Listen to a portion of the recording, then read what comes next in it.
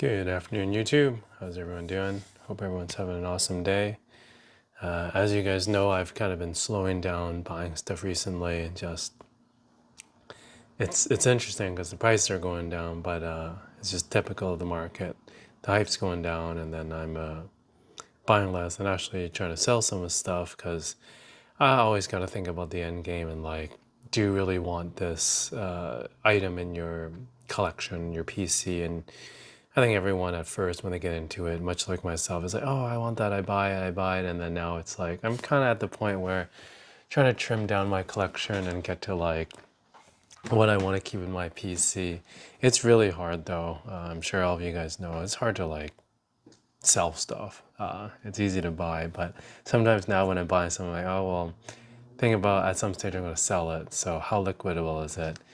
Which takes the fun out of collecting, but it's a reality that we kind of all have to face. But anyways, today I wanted to showcase a comic that I have that's super cool, wicked, and it relates to Rocket Raccoon. So this is the first comic book appearance of Rocket Raccoon. Let me take it out of this plastic here. And I watched Guardians of the Galaxy,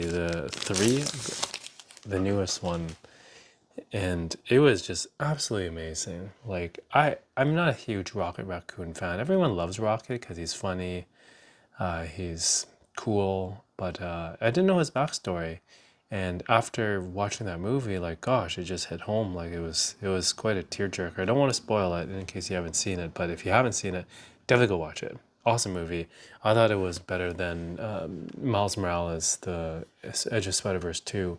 Edge of Spider-Verse 2 was good, but like kind of nothing happened. It was cool graphics and decent, but the storytelling compared to Guardians, I don't know. Guardians was like a long movie that was really good, and yeah, I really enjoyed it. But going back to comics that we all love here, yeah, this is first comic book appearance of Rocket Raccoon.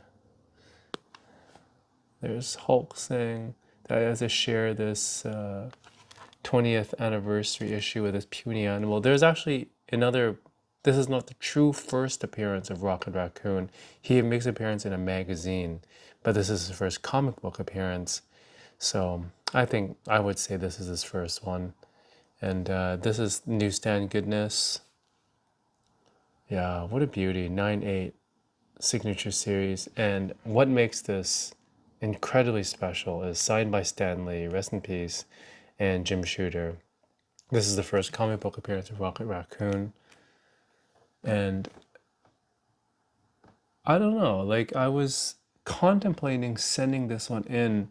This is the Al Milgrom cover. He did the artwork on here. And I contemplated sending this in to get Al Milgrom to sign. You know, there's one or two spine ticks, but like this is a 1985. It's an old book.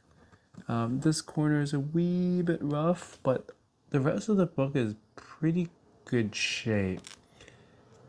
Kind of twofold. The reason I wanted to send it in was one, I do think the new CGC slabs look better, but truthfully speaking, and they're just a little more robust, and I think the label looks better. It's not as washed out. But truthfully speaking, the new slabs suck compared to the old ones because there's all the Newton rings. This is the white pages. The old ones, you get a little bit of this creaking noise. Can you hear this? Oh.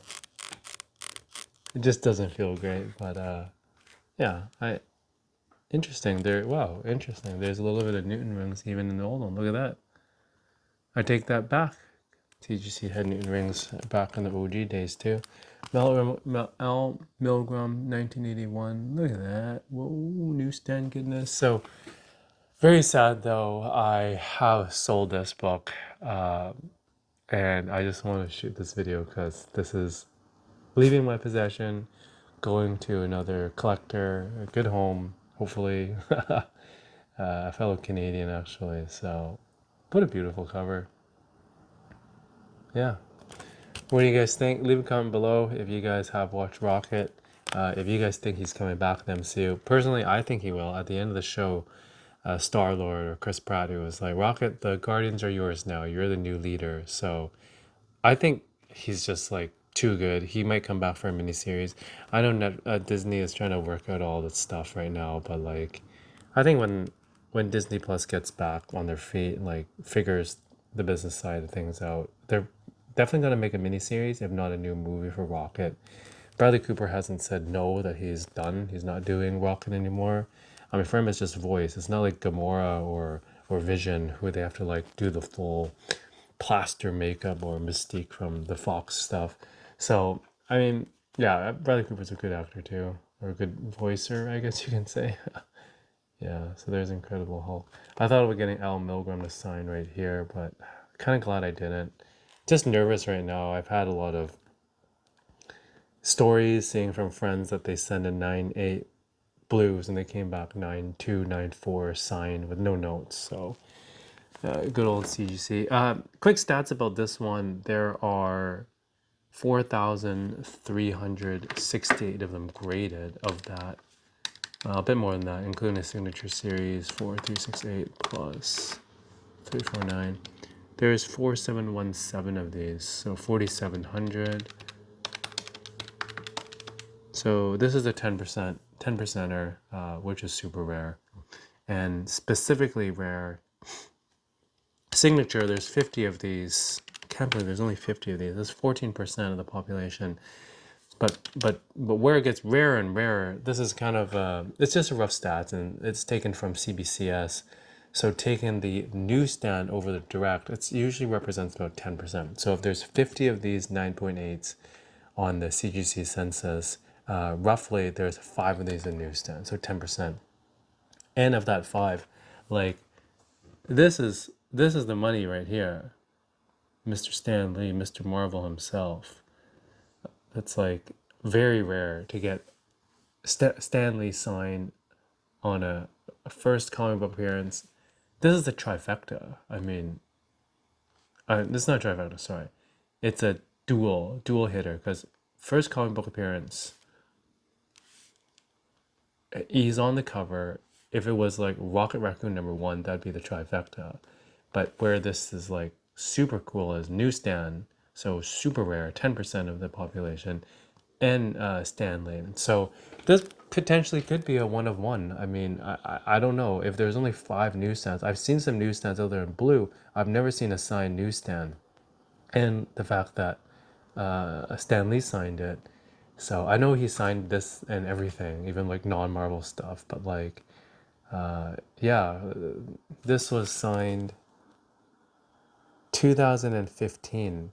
So now it's 2023. That was signed 8 years ago. Like, I've never seen one pop up in the last 8 years. Oh gosh, it's kind of heartbreaking to sell this, to tell you the truth. Yeah, super sad actually. White pages, what a beauty. Absolute beauty. I've kept it in good condition. I mean, all my comic books are stored in like BCW bins, and this is probably the second time I've taken this out to get exposed to UV rays. So, I mean, it's not mine anymore, but I should still be careful with it. Yeah, so it's getting shipped out very soon. I wanted to shoot this video just to show you guys another Wicked book in my collection. Soon not to be. And I think other than this one, I have only three more Stan Lee signed books. I used to have 1 or 2 more, but I kind of sold them. Stan Lee signatures always fetch a premium. Back in the days, Stan Lee Sig in a 9.8 signed, it's like plus $400. Of course, it depends. If it's like a rare book like this one, like a first appearance, it's a little bit more than that. So, yeah, it's only going to go up. I mean, the guy's gone. And it's kind of like hockey reference or basketball reference. If it's not Wayne Gretzky, nobody really cares. I hate to say it like that, but like, you know, you got other artists who have passed away. I think like John Romita,